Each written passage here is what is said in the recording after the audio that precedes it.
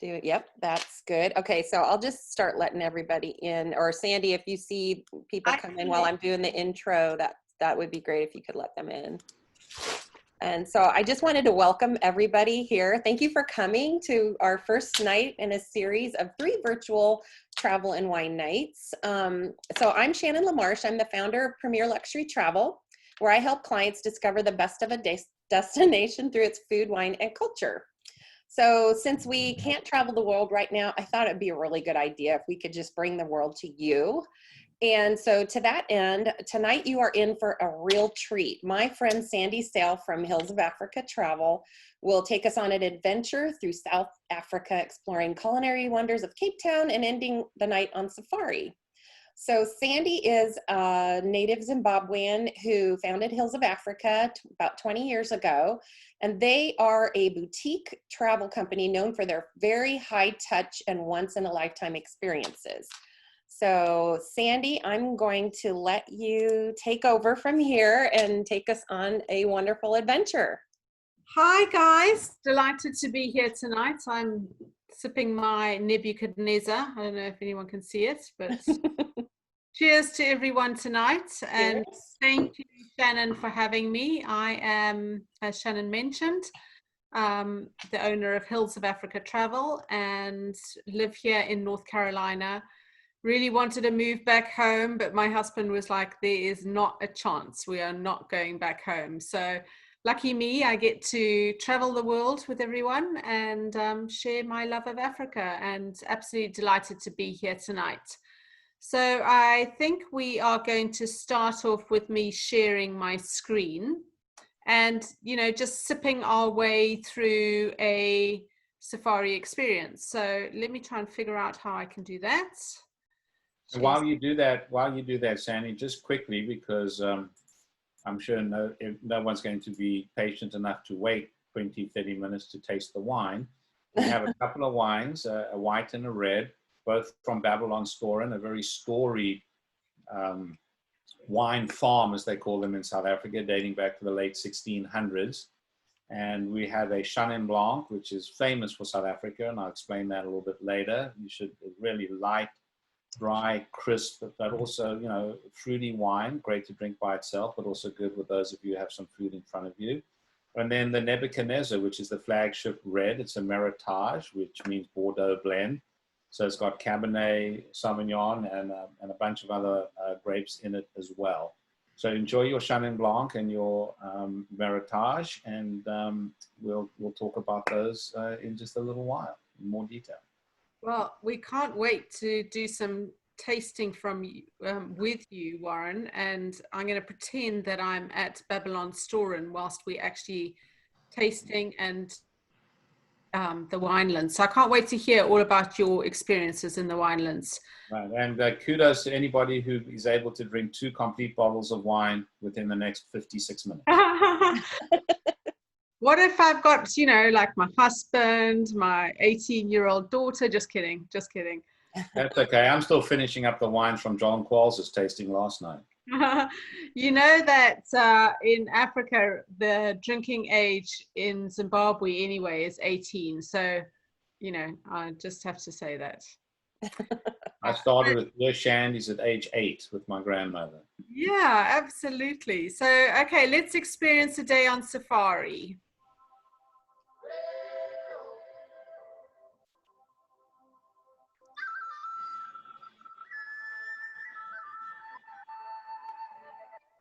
I want you all to just pretend you're in Africa right now and listening and hearing the sounds and hearing the buffalo.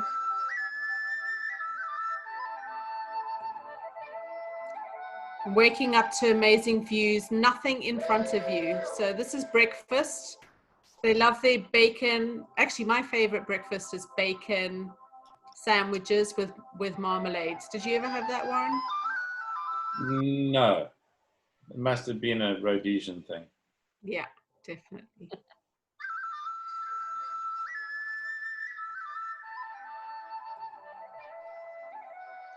Imagine seeing that, you guys, just seeing the cheetah with the babies and then the elephant trying to come across. He's mock charging us. He's pretending. He's trying to show he's bigger than us.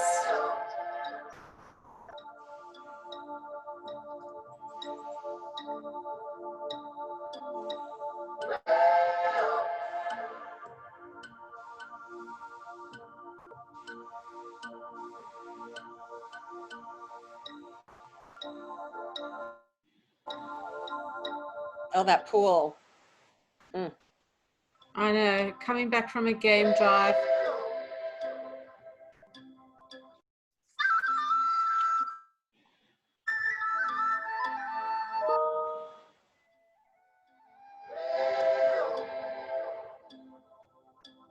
I want to learn to make elephants like that. I love elephants.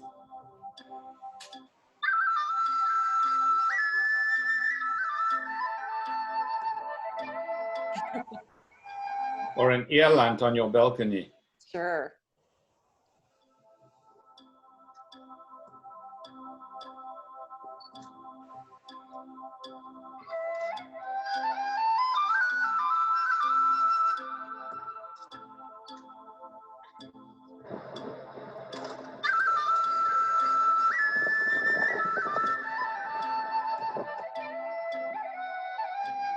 I love these guys, these rhinos.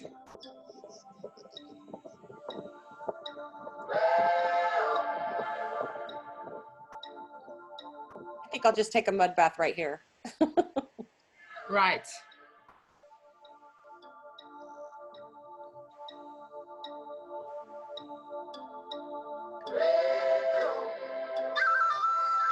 I'll just go for a nap.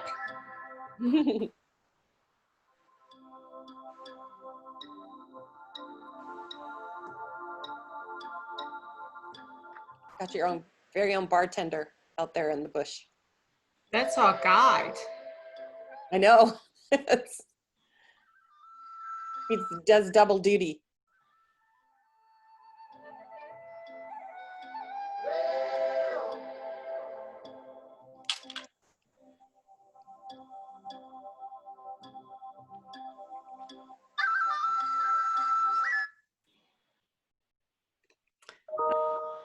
Oops. So welcome. Oh, we've got a whole lot of new people joining us. So excited. So, Yes. I hope you got to kind of pretend you're in Africa with us tonight. We are sharing all about Africa and wine with Warren and Shannon. I mean, I just think about being in Africa at this time, and I've got the zebra behind me, but just being out in the middle of nowhere with no worries, and I think that's what we should aim to do tonight. Everybody just pretend you're in the middle of nowhere, listening to the beauty of, pretending birds are out there, or the elephant is stomping and trying to get you out of the way, or the lions are roaring in the background. I think that should be the aim of tonight, to just have fun and enjoy nature and sip on Warren's gorgeous wines. Yes. Do you want me to share my screen now for your presentation? Okay. Yep. Well, they're not my wines. I didn't make them. I just procured them. Oh, well, we think you made them. Oops. Don't want to share that one. Don't want to share that I made them special by shipping them out to everyone. Exactly. Okay. There we go. All right. So we're going to take you on a little journey. I'm going to try and move my pictures of everybody so I can see what's going on here. But we're going to take you on a little journey, and really I want you to pretend that you are in Africa tonight and just get away from the stress and enjoy being out in nature and being in the winelands in Cape Town and with gorgeous friends and family surrounding you. So we're going to start off by, just pretending we're there. The eye never forgets what the heart has seen. I always love that. And it also brings to mind the Maya Angelou quote. It doesn't matter what you say to people, it's how you make them feel. I love that. And I really believe that Africa makes you feel something.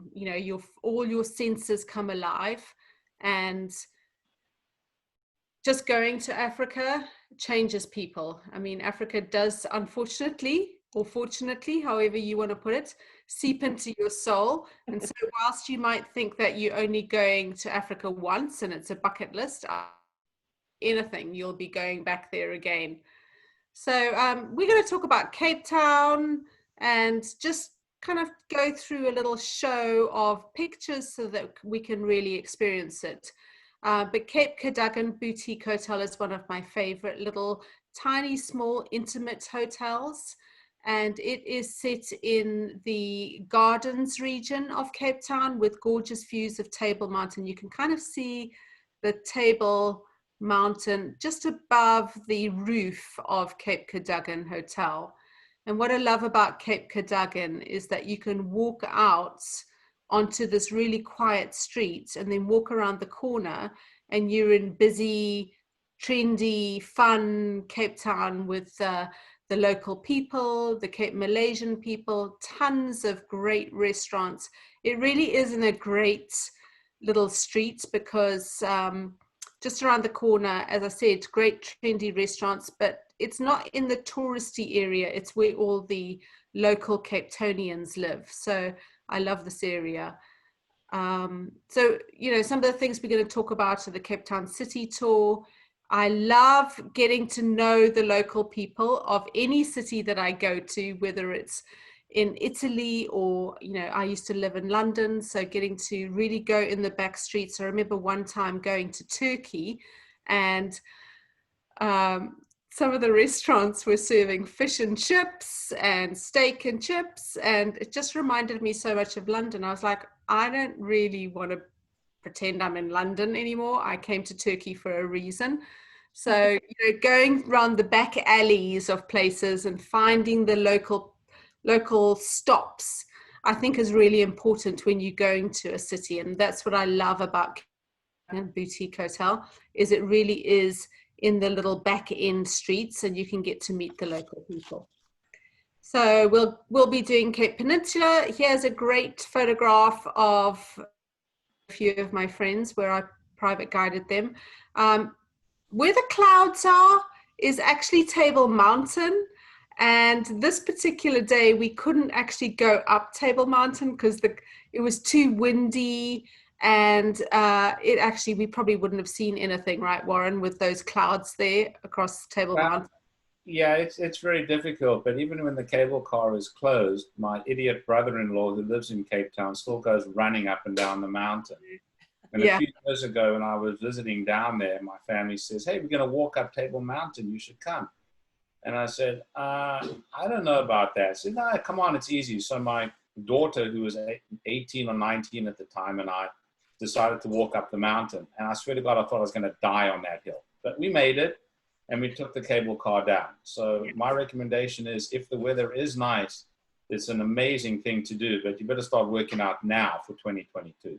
Yeah, and walking up that mountain is fabulous. And if you can't walk up it and come down in the cable car, there's Lion's Head, which is to the right of this, which is also a great mountain to climb. Can you take the cable car up and walk down? No, walk up, cable car down is what I recommend. Okay. Easier to walk up a mountain than it is to walk down a mountain. It really is. But the easiest way to take in Table Mountain is cable car up, wine at the top, cable car down, wine at the bottom. Exactly. Exactly. Okay. So this is a little bit about Cape Town. We were talking about the back areas, Cape Malaysian Boa Cup region, which I love. And it's all about the history and the people and the food, lots of spices and curries and Malaysian type influence in this region.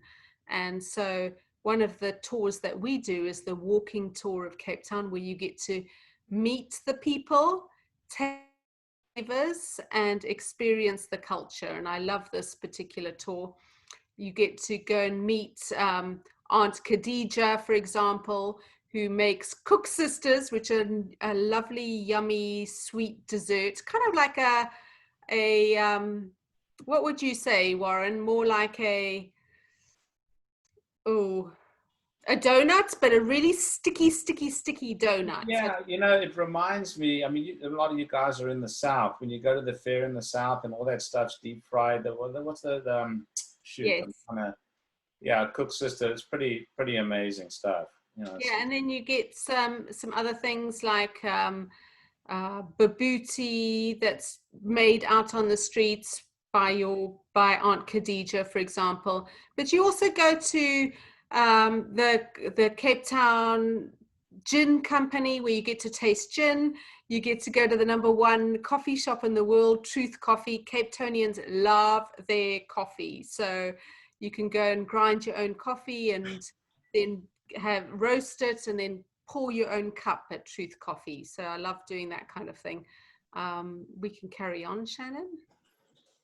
Oops. And of course, no trip to Cape Town is complete without going down the Atlantic Ocean side, seeing the beautiful scenery, and coming up the Indian Ocean side, seeing the penguins at Boulders Beach. These guys are so darn cute. They're run around and make nests everywhere, and they are a protected species in Cape Town. So a lot of the people that live in the area build these little houses for the penguins so that they can breed without being, you know, taken by other animals or birds. We are trying to protect the penguins in the Cape Town region. So I think that's really important. A lot of what Shannon and I do is based on conservation and protecting species in Africa. You know, we want our grandchildren to be able to appreciate what we get to enjoy today. So it's really important that we use ethical companies and we work with the local people to protect our environment. Cape Winelands. I mean, Warren and I are going to have fun with you guys tonight because we love the Cape Winelands, and doing private guided tours really makes it special. I'll let Warren talk a little bit about doing private guided tours at Babylonstoren. But some of the things that I love doing is, for example, there's this lovely little boutique winery called Murati, and it's 300 years old. One of the fabulous things about it is that it's only been owned by 3 families in all of those 300 years. And the last family that had it, they were going to sell it to this family, and this new family. And one of the things they said was, you are not allowed to change any of the decorations or do any refurbishment or anything like that. So when you go into Murati now with the new people, they had a kind of agreement that they weren't allowed to change anything for so many years. But the wine bottles that are there from the first family that originally owned it are all still there. Some of the old pictures. So just going into this small little boutique hotel, a boutique winery, really makes you feel, you know, special that you're there with the original owners and learning the history and some of the naughty business that went on at that particular winery. But Warren, why don't you share about Babylonstoren and some of the fun things we can do at Babylonstoren? Well, I think what's really interesting about the Cape Winelands, firstly, I mean, Constantia is 20 minutes from downtown Cape Town. It's really amazing. We're some of the oldest wineries. Groot Constantia and Klein Constantia are really easy to get to. And it's funny, they call it New World, but these wine farms have been in existence and continually producing wine at Groot Constantia, for example, since the days of Simon van der Stel, when the Dutch first colonized the Cape in the 1650s. And so it's really, really extraordinary. And they are beautiful. The Cape Dutch style of the wineries, where many of them are, is absolutely gorgeous. Thatched roofs. And in the last 15, 20 years or so, everything has been significantly upgraded in the post-apartheid days, where the accommodations at these wineries, the restaurants at these wineries are world-class. In fact, Cape Town has a number of the best restaurants in the whole world, including the Test Kitchen and others.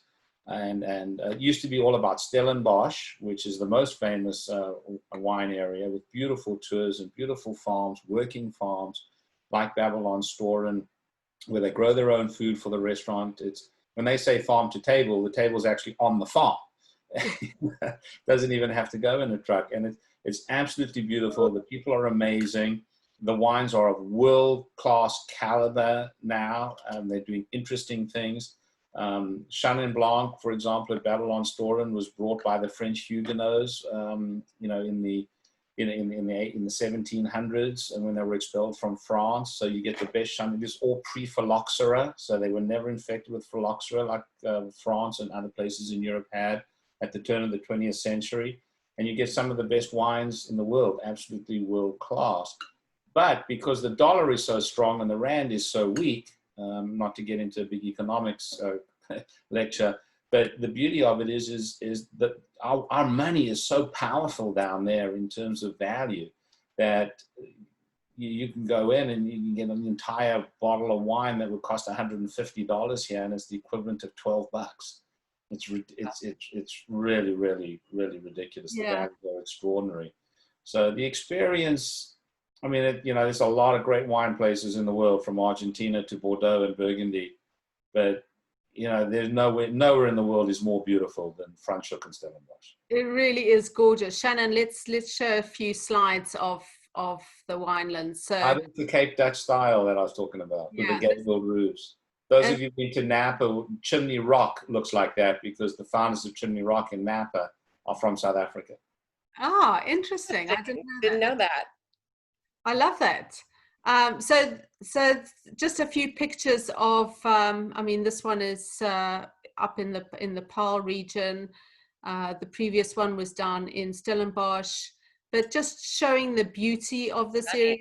One of the things I love about going to the Cape Winelands for wine tasting, when you've got your own private guide, is you can actually meet the wine owner and the wine makers and really get involved and have your lunch, for example, out in the vineyards. And it's just a little bit different. You know, we're talking about Africa here, where we really want to make you feel good and special. So they will do anything to make you have the most incredible time, including having lunch out in the vineyards.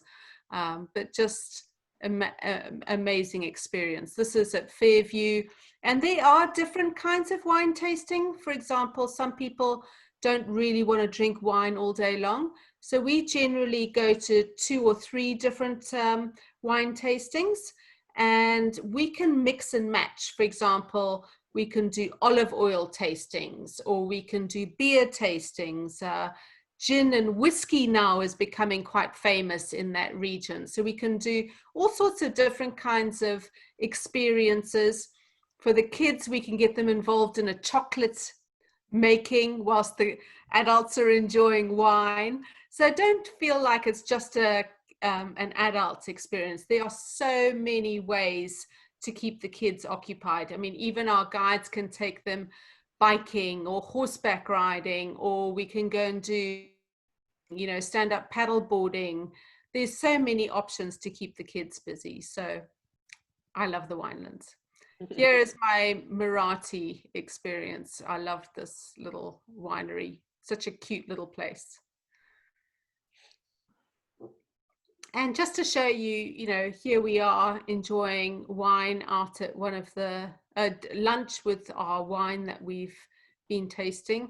And then we had a gin and tonic experience and got all sorts of different ways of tasting the gin with strawberries or blueberries and aniseed and various other ways to explore. So it doesn't only have to be wine. The wine. No, gin and tonic is actually, you know, very, very popular in South Africa as it is in India because of malaria. So the English invented gin and tonics because the quinine was in the tonic water to avoid malaria. And, you know, you may as well get drunk if you're trying to stave off malaria. So put the gin in it. And it's also interesting in the English tradition here, every time I go and order a gin and tonic, I have to tell them lemon, not lime. Because we don't have limes in Africa or India. We put lemon in it. And growing up, we, would get really hot. So when we would play field hockey, for example, and we had GNTs after hockey on a Sunday after playing college and stuff, and we get a big zinc bath. Remember those big, huge zinc baths? And we'd get a block of ice like this big, like a 20-pound block of ice, put it in there, and then you can get a case of gin, and you pour it into the bath, and then you get a case of 2-liter bottles of Schweppes gin tonic, and pour it in there. Chop up 20 lemons, put it in there, and then you get like a big gulp cut, and in you go, and that's what you drink. So it isn't all about wine. And after 2 or 3 or 4 hours of emptying out the gin bath, then we'd go out and have wine with them. Yeah. Wow. So there you go. You can have all sorts of different experiences in the winelands. So now we're going up to Victoria Falls, which is really in 2 countries. It's in Zambia, and then of course Zimbabwe, which is the favorite and the best viewing. So make sure you go to the Zimbabwe side. The Mosi Ua Tunya, the smoke that thunders. That's what it's called by the locals, the smoke that thunders in the Ndebele language, Mosi Ua Tunya. And Elephant Camp is one of the most gorgeous little properties on a private concession. You can actually see in some of the photographs, the one on the right-hand side, you can see some clouds forming kind of in front of the fire pit if you keep going up. That's actually Victoria Falls. Is the smoke that thunders that's coming off it's basically the waterfall coming up, the spray of the waterfall. And Elephant Camp is named because they have orphaned elephants that have been left behind, or they can't find their families or whatever. So they are on the property and building awareness of the elephant population. Actually, you guys, did you know that today is World Elephant Day? I think it's kind of a that we have elephants. That's cool. So yeah, an interesting anecdote. Do you know how you eat an elephant? One bite at a time. Dad joke, sorry. But interesting, my father once had elephant trunk in the Wankie Game Reserve in Zimbabwe, Rhodesia at the time, and he said it tasted as bad as it sounds. So if you go there, don't eat the elephant. Yeah. And if you go there, everyone thinks lions and leopards and black mambas, snakes are really dangerous, but actually the most dangerous wildlife in Africa is that one in the middle of the screen is the hippo. Yeah. Hippos are, firstly, that big old fat hippo can even outrun my fat ass. So, they'll chase you down and they'll chomp you in 2 in 1 bite. So if you don't go near the hippos, the lions, especially if they've eaten, I wouldn't go near one of them too, but they're safer than those hippos. Absolutely. So that is a little bit, I'm just going to show you the Victoria Falls. It's one of my, I have a little obsession with Victoria Falls, I have to admit. I had a kind of a rough time in my life at one point. And I was taking clients up to Victoria Falls, and I was with one of my clients, and she turned to me and she goes, doesn't matter what happens in the world, this water is going to keep flowing over the Victoria Falls. I think it's kind of appropriate for today and what we're going through. Pandemic or no pandemic. Pandemic or no pandemic, the water still, it might go slowly at some points of the year, guys, but it's still going to keep coming over that chasm. So one of the experiences that I love is the art with elephants, and this, thinking in the, how can you do things differently? Well, here you go. If you love elephants and you want to be around elephants, why not go and paint the elephants? This is one of the activities that you can do at Elephant Camp. I thought they frowned upon spray painting elephants. We like that kind of paint. We like to spray paint them with a hose pipe. Obviously, there's so many experiences at Victoria Falls. You can do bungee jumping, whitewater rafting, all sorts of crazy adrenaline type activities, which I used to do, but now I feel like I can't handle. I probably could, but I can't. And there's sunset cruises, but this is one that's offered by Elephant Camp. You can't actually see the gorge, or maybe my glasses aren't showing it properly because it's too green. But the gorge is in front of you from the Victoria Falls. That Right cloud there. behind you is Victoria Falls, just so you know. And then, you know, we obviously, that's the gorge, and there's the Victoria Falls Bridge where you can There you pretend go. you are bungee jumping right now. My husband has done it like 22 times. Wow. I've Brave, done the brave whitewater soul. rafting quite a few times, but not the bungee jumping. I've done the zip line, which I love doing, but not bungee jump. Joan says no bungee jumping for me, thanks. So that food, oh gosh, that looks so good. There's some samosas. All right, so a great big warm welcome to Safari Experience. The African people love smiling and just being around people and making you feel so very special. And I think in ending any trip to Africa with Safari, if you're going to Kenya and Tanzania, you'll be doing Safari nonstop and you'll just love it. But Southern Africa, we generally try to do as a first time African experience. And we include Cape Town, the Winelands, Victoria Falls, and Safari. So here we're going to enjoy being at a safari camp for 4 nights. Pretend you're there, waking up in the middle of nowhere. But this is kind of the greeting when you arrive off the airplane and you get driven to safari camp. You've got your chef and your guides meeting you. It's all going to change a little bit now with COVID, and you're going to have one guide. The chef is going to be plating everything as opposed to you serving. But it's just imagine arriving there and having these amazing experiences. This guy is greeting you as well.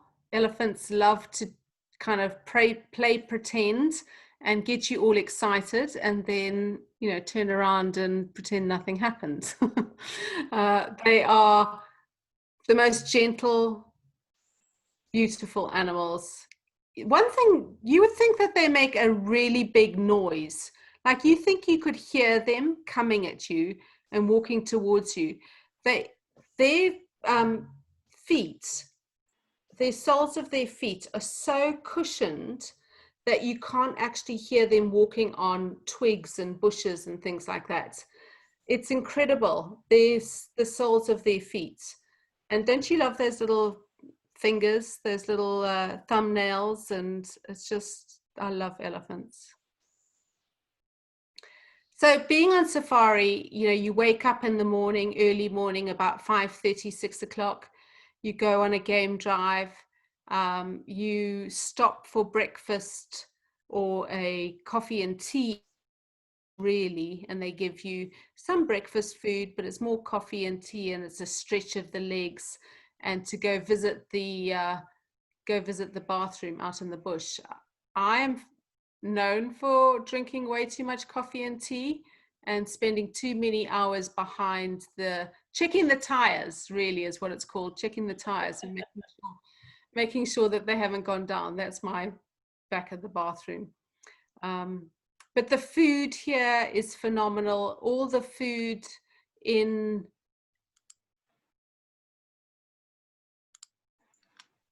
the safari camps, if you think about it, food, the chefs, but they use all of their resources. This particular meal was served in the Kruger region, and you can, this is your beer chicken. Beer can chicken, yeah. We had that last night. But hey, Sandy, Michelle was asking about binoculars. Do we bring our own? Do we get them? Or definitely now in today's world, I would bring your own binoculars. I would bring your own camera. I would even, you know, we used to provide blankets for everyone to use, and now you'll probably get a blanket at the beginning of your trip, and you'll give it back at the end of the trip, as opposed to leaving it in the vehicle every night. So, you know, just being conscious of we don't want to share too many things. So definitely bring your own binoculars. I carry mine. I'm a bit of a snob when it comes to safari. I like to be like the first person to find the elephant or the first person to find the lion. So I found it first. I found it first. I always play that game with our clients. So definitely, Michelle, bring your own. Breakfast setup. This is pretty cool. They love giving you way too much food and you just keep eating all day long. But this is the breakfast setup. And, you know, you go to Africa and you think, okay, I normally at home have 2 meals a day. I'm lucky if I cook one of them. Here you're getting 6 cooked meals a day. So enjoy every single moment of it. We love, Shannon and I, some of the things that we love doing is really making it special. And I think doing a custom African safari, you know, provides you the privacy of being out in the middle of nowhere and having everything tailored to what you want to do, enjoying the luxuries of life and being able to choose what type of safari experience you want, whether it be having a, you know, your own private lodge. You know, some of the safari camps now are moving to exclusive use only. So what do you want out of it? And I think that's what's so great about Shannon and Hills of Africa is we work together to find out exactly what you want and then tailor make your safari experience to be what you want. We give you what you want and more. We always over excel. Yeah, I want a steaming hot bath in a luxury lodge in the bush with a bottle of champagne. There you go, right there. I wonder how that idea came. And look at this outdoor shower. I mean, Yeah. how cool would it be if a wild animal just walked up there and watched you take a bath? I mean, most people don't think of lodging in Africa as being this luxurious. And so it really is very surprising to a lot of people. Yeah, I mean, just there's a swimming pool out in the middle of nowhere. It's the safari camps have made us all very envious of how we can make our homes look like this, I think. But you are spoilt. You've got the luxury of having private guides and having, you know, the most incredible experiences. I think the luxury for me is being out in the middle of nowhere and being able to experience all these beautiful animals and the elephants and the lions roaring and looking up at the stars and seeing the Milky Way, for example, or the Southern Cross. You know, those kind of things are luxury to me, being out in the middle of nowhere. So you need to find out what your luxury is, and then Shannon and I can help you make that luxury come true. Service is so important to the people of Africa. They absolutely love being able to make you feel special. And, you know, whether it might be serving you a glass of wine at Babylon Storen, at Babel Restaurant, or whether it is giving you a tour of Victoria Falls, or here we have the Elephant Orphanage experience at Elephant Camp, or whether it's, you know, serving you a cocktail whilst you are watching the sun setting on safari and having your favorite beverage there. The people of Africa are all about service and making sure that you feel special, well looked after. They want you to come back. They want you to tell your friends about how amazing your experience was, because they want you to come back and really enjoy Africa and be around them. They love showing off and telling you about their families and how they live. So for them, service is paramount. And not only that, but from the minute you step off the airplane in Johannesburg to the minute you get back on to return home, you are taken care of 24/7. And that's really, it'll enable you to really enjoy yourself there. Absolutely. To the fullest. I think a custom safari, and working with Shannon is really huge. The flexibility of it, you know, like how long do you want to go for? Some people don't want to be on a bus for 12 days with other people. Some people want to have a private experience where they get to meet the winemaker and the wine owner by themselves without having 15 to 20 other people with them. Or if you're in a group of people and you've got, you know, your family with you, having the flexibility to wake up one morning later than everybody else and be able to go on a game drive later than everyone else. I think going to Africa should be about making sure that your senses come alive and you feel excited every single day. And so having a custom guided trip or a custom designed experience just for you is really important, having the flexibility to do what you want. And of course, we all want you guys to have the most amazing experience of your lives. And I certainly believe that Africa is going to be one of those places, if it isn't already, where you can be out in the middle of nowhere, you know, look out into beautiful landscapes, see lions in the distance, or hopefully elephants coming towards you. And I think Africa is that once in a lifetime that will become, oh, I want to go again because I had so much fun and I really enjoyed my experience. So, you know, please, if there are any questions or you want to talk about anything, Shannon and I are here, and we, you know, really, I love Africa. I love being around the people of Africa, and it is just a magical, magical spot. I hope you get to enjoy it as much as I do. Okay, so now for, you know, not to make you wait any longer, you know, I find wine and food unlocks the treasures of the countries I fall in love with. So that's why I'm having Warren here to help us fall in love with Africa. Warren is a wine aficionado from Duvin Wine Strategies. And those of you who ordered wine had the luxury of interacting with Warren and his wine service. So Warren, why don't you take it from here? Sure. So who has the Babylon Store and Wines in front of them? I mean, I know Shannon, you do, and Yes. Sandy, and a couple of others. Maria. Maria. And David. There you go. So I think Maria's already got a few bottles there. I think you've had these. So anyway, well, so again, you know, the Cape is really one of the world's premier wine regions. You've got, you know, Constantia, as I say, is right there in Cape Town, and then you've got Paarl and Stellenbosch and Franschhoek are the most famous, and there are some others, Hemel and Arde and others that they keep expanding it. But yeah, as I mentioned in the beginning of the call, you know, Babylon Storen is a prime example of a classic South African winery, or a wine farm, as I mentioned, they call them.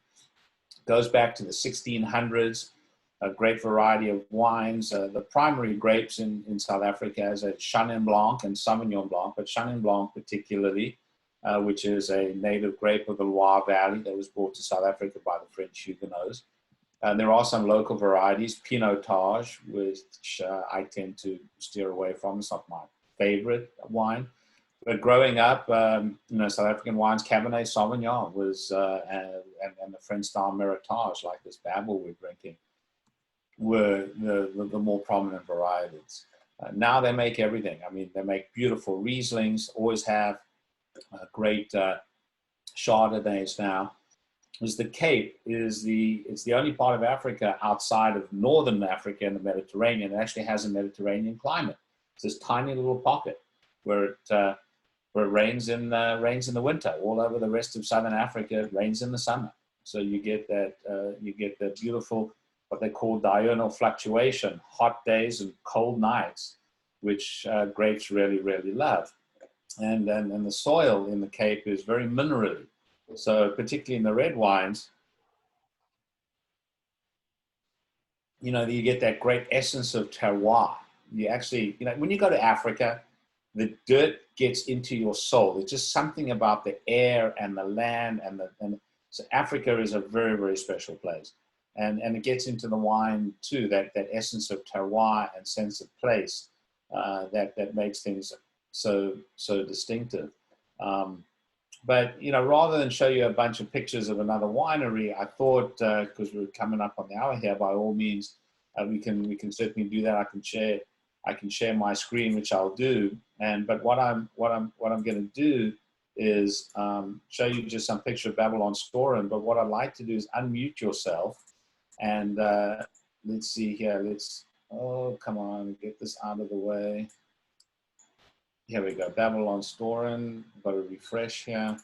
Is just unmute yourself and tell me what those of you who have the wine, what you think of it, or if you've been to South Africa, what do you think of the wines while this is in the background. And of course we always have delays, but here you can see Babylon Storen.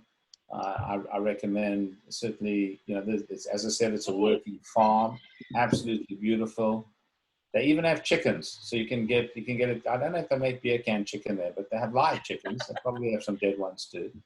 But anyway, you can just see how absolutely beautiful it is there. I mean, this is typical mountains and the wineries. Of course, the beautiful hotels. They have a restaurant called Babel. Obviously, Babylon Storen named after Babylon. Nebuchadnezzar named after the king Nebuchadnezzar in Babylon. Just really, really remarkable stuff. But anyway, someone say something. Ask me a question. Talk about the wines. I mean, the Chenin Blanc is really, really lovely. I mean, I can put up the. Are all the wines actually produced on the Babylon Storen property? Like yes. The grapes, or they? Yes, I believe so. I believe the wine. Let me see. I think if I'm not mistaken, I can actually show you a picture of the winery itself. Here's a. So this is the winery to the left, and the tasting room and the restaurant. Here's their wine tasting room. They're pumping it into it. They have a wine. I didn't know they have a wine tram over there. But they have the cellar. They have 13 different grape varietals. You can do tours of the cellar. It's a pretty remarkable place. This is the here are the specs on the Chenin Blanc. For those of you who are interested, you get 100% Chenin Blanc. What's great is it's relatively low alcohol, and which is really nice. I mean, I talked about the granite soils, that minerality that comes through it, but you get beautiful fruit and tropical flavors with it, and you can see sort of their tasting notes, pear undertones. I like the honeysuckle notes on it. So that's the Chenin Blanc. The Nebuchadnezzar, as you can see, are also, for a red wine, relatively low alcohol, 14.34. A lot of the wines we drink out of Napa are now 15, 16 and higher in alcohol. And I think the blend makes it a really good balance of the kind of the full bodiedness of that Cab and the dry of the Petit Verdot and the Cab Franc. It's almost like a oh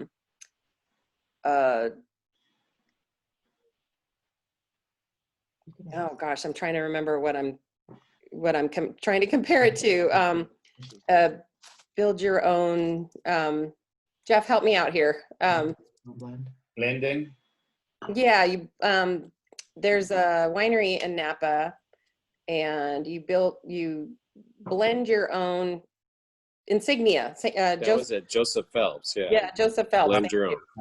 Yeah, I was drawing a blank there, but yeah, it's got a lot. I mean, different composition though, but right. A lot of the same varietals. Yeah, but this is quite typical, Shannon, because this is what's called a Meritage, which is a typical Bordeaux blend. So if you drink wines from the left bank in Bordeaux, right bank tends to be predominantly Merlot, but the left bank wines are primarily Cab, and they have a lot of Cab Franc and again Petit Verdot and Merlot. Not as much Malbec in the modern French blends as there used to be, although interestingly enough, in the 1800s, Malbec was the largest planted grape in Bordeaux, and now it's very, very small. And they're using more Malbec than Merlot in cab blends now, especially in the Margaret River in Australia and also in Bordeaux, because the Merlot with global warming is ripening too quickly.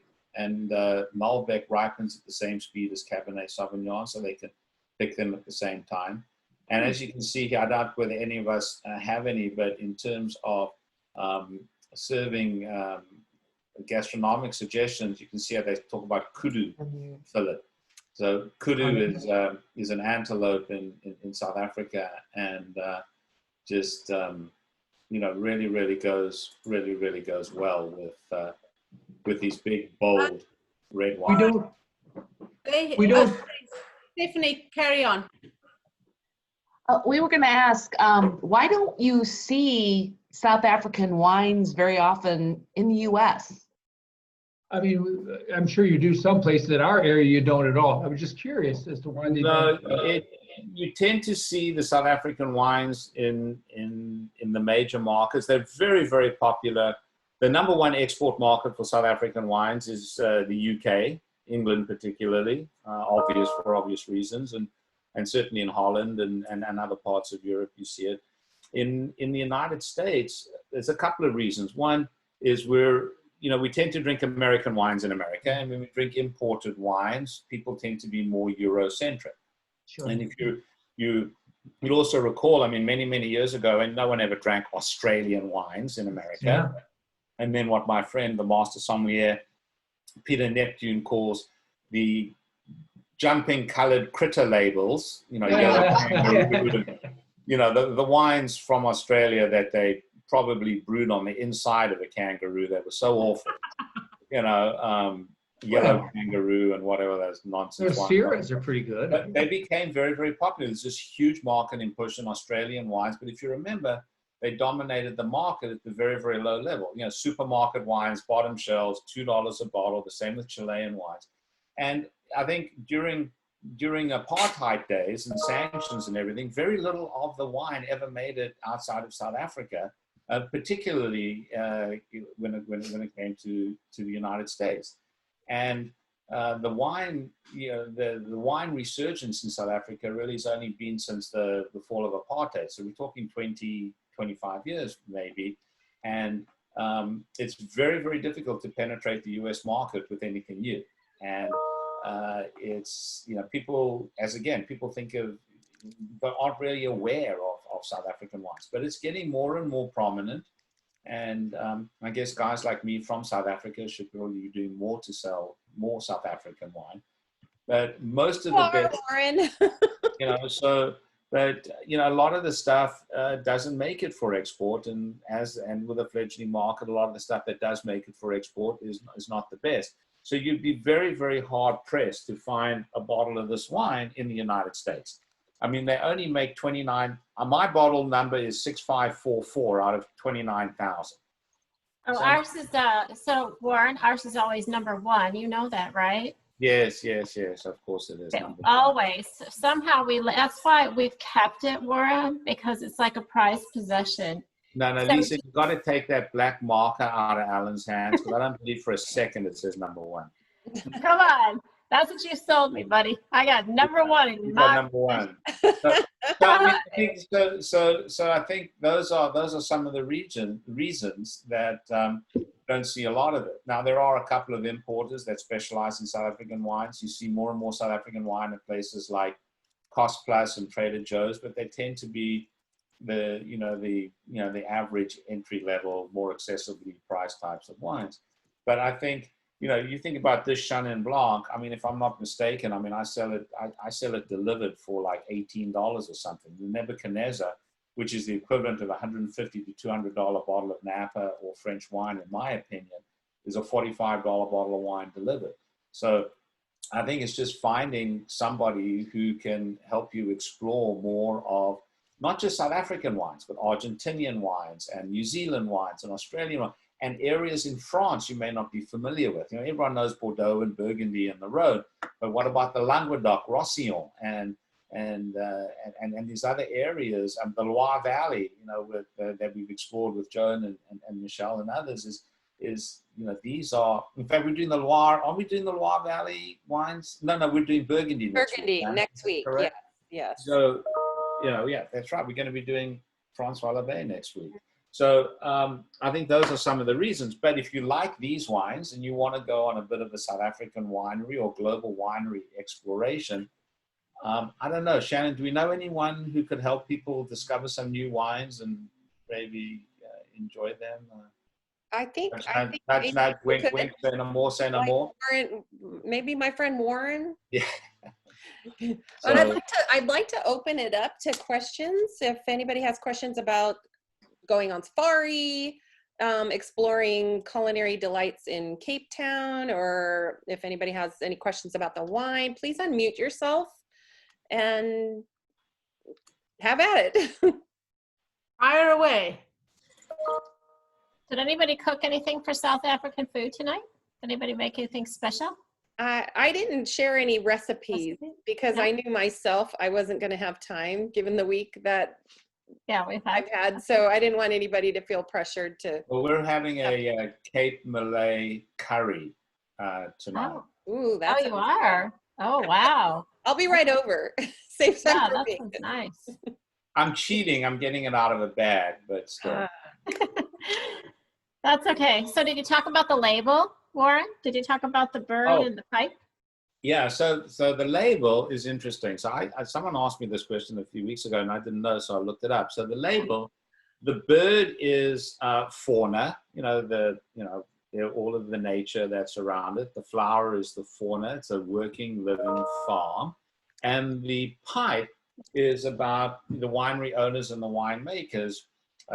They're of Afrikaner Boer origin, the Dutch origin in South Africa, and I don't know why, but they tend to smoke pipes, and it's sort of an Afrikaner thing, and so that's sort of you represent the people with the pipe, the Afrikaner farmers, and the fauna and flora through the bird and the flower. So I was hoping there's a more interesting story behind it. It's not the most exciting label in the world, but there you are.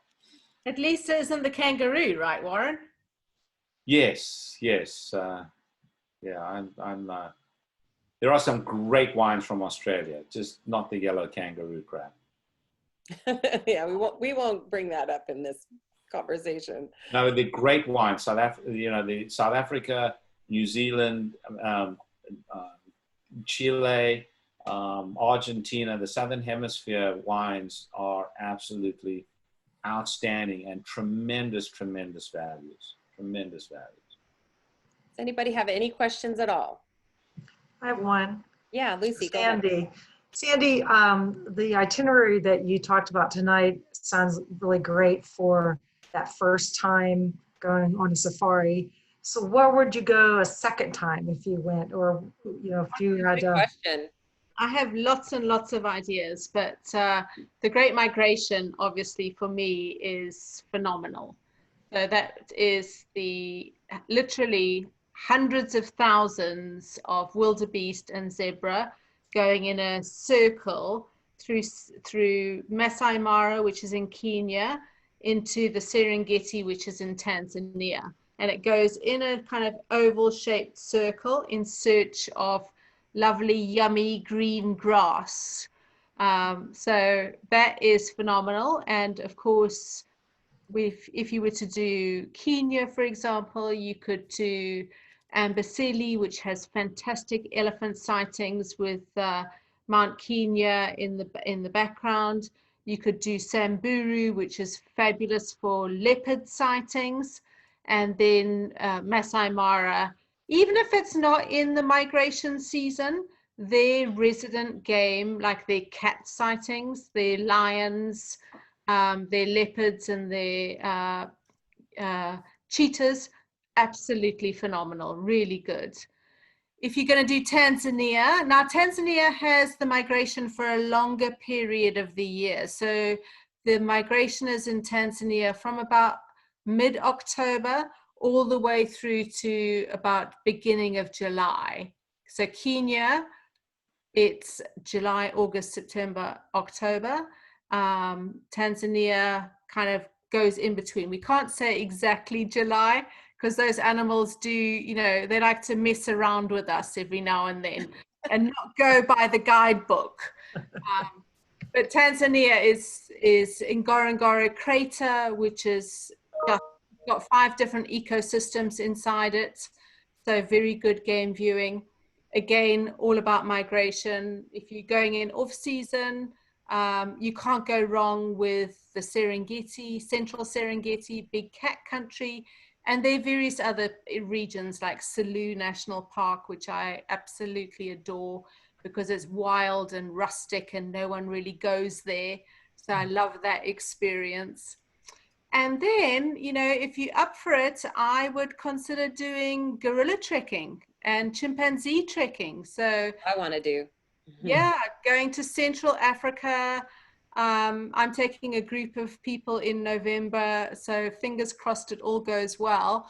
But we're going to Uganda and we're doing safari, we're doing the Nile River, and then we're doing chimpanzee trekking, and then we're doing more safari with tree climbing lions in Queen Elizabeth National Park, and then ending with the big wow of the gorillas, you know, being able to, oh, I still got the t-shirt, Lucy, of when the gorilla pushed me over and I refused to wash the t-shirt.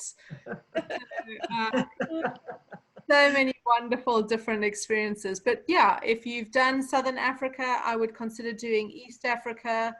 I mean, depending on where in Southern Africa you've done, you could also do Zambia, Zimbabwe, Botswana. Most people think, oh, I want to go to South Africa and Kruger for game viewing. But there are lots of other wild areas like in Zambia, Zimbabwe, Botswana. So I hope that's helpful. Yeah. I Sounds could great. talk for hours, so you have to. Yeah. Well, unfortunately, our hour is up. This was a wonderful hour of, you know, sharing some amazing life-changing experiences. And with that, I just wanted to share with you that Sandy and I have planned a very intimate group trip July 2nd to the 15th of 2022. So that's 2 years from now. And hopefully our world will be pretty much back to normal-ish. And Jeff and I are going already, and we are taking 5 couples. So if you are one of those 5 couples who would like to join us on this amazing adventure, we would love to share this experience with you. So just get a hold of me. Sandy and I are working together on a really spectacular, totally custom curated, we're going to take over, privatize elephant camp and some, you know, other camps within the safari. So we're going to have a really good time. So just wanted to throw that out there and also remind you of the next virtual travel and wine night we're going to have is next Wednesday. We're going to go to Burgundy and Provence on a river cruise with AMA Waterways. This is a brand new itinerary for 2021. I'm actually taking a group on the March 31st, 2022 sailing, and it's a wine cruise, and it has a wine host. It says bring your shared window to the front. So I don't know, can you see that now? Can anybody see my my screen? No, we see Africa. Oh, you see Africa. Okay, I wonder what happened here. Sorry. Oh yeah, we see it. Oh, no, yeah, we do. We see Africa, but No, I've got a oh, where'd it go? Close that one down. Sorry, let's see. This is the one I'm trying to show. It's the reminder of next week. What's going on there? Let me stop share and then I'll share again. I just wanted to make sure y'all saw that. We have a couple of terrific wines for Okay, so did you see now that where it says Wednesday, August 19th? Yes. Okay. Perfect. So Essence of Burgundy Provence, it's a wine cruise, which what that means is there's a North American wine host. So it's usually a winemaker from Napa or some other wine region in the US. And basically you learn all about different wines from, you know, North America, New World wines compared to Old World wines. And it's just a beautiful, beautiful trip on the Saône and the Rhone rivers in France. And Warren's got some great Francois Lebay wines that are just spectacular. And then the week after, which is the 26th, my friend from Swain Destinations is going to talk about all the spectacular wines and wine regions in New Zealand. Warren will talk about the wines we're going to be tasting there, and just all the beautiful scenery. It's called The Most Beautiful Place on Earth. And I just really am excited to share that with you. So if you can join us, we would love to have you. And see, I'm gonna stop sharing. And Shannon, it would be difficult to get wine to people in time for next Wednesday, but if anyone doesn't have and wants the New Zealand wines, there's a good chance we might be able to get them to folks in time for that tasting in a couple of weeks. Sure. And you know, if you want to order all the wines we're talking about, you certainly still could. I'm recording these, so if you want to revisit it, let me know and I'll send you the link. You can watch it again and you know, learn about what you're tasting while you're tasting it. So if anyone has any further questions about the wine or any of the other wines we're tasting or wines in general, just, you know, reach out to me directly. Shannon can give you my information. Yeah, I just wanted to. Oh, there it is. Oh, yeah. Yeah. Warren at duvan.com. It's in the chat. Sandy, thank you for putting that in there. And I just wanted to thank you all for coming, and hope you have a great evening. Thank you, Shannon. Great job. Well done. Thanks, Warren. Thanks, Sandy. Good Good night, seeing everybody. everybody.